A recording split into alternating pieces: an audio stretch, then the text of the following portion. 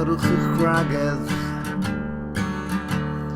fel y carodd Crist yn tair eglwys a'i roi ei hun drosti i'w senteidio a'i glanhau a golchiad dŵr ar gair mwyn iddo ef ei hun ei chyflwyno iddo ei hun.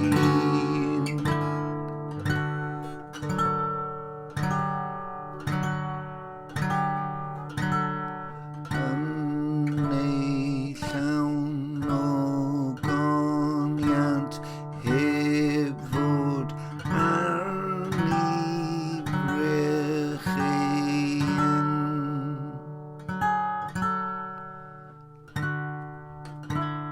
Na chrwch ni na dim byd o'r fath iddi fod yn santaidd a difau.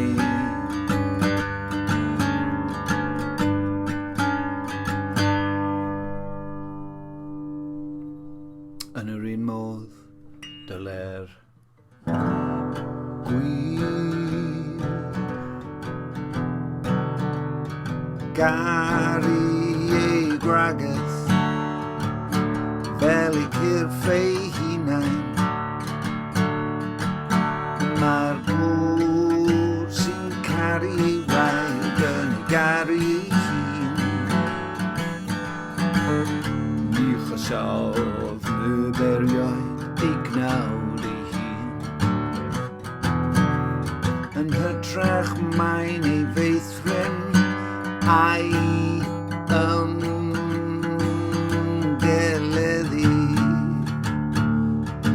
ymgeleddi.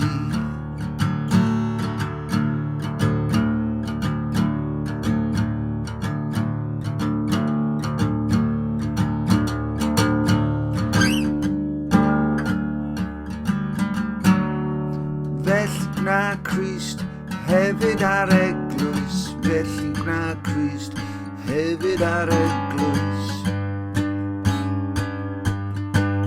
Oherwydd yr ydym ni'n aelodau o'i gorffydd.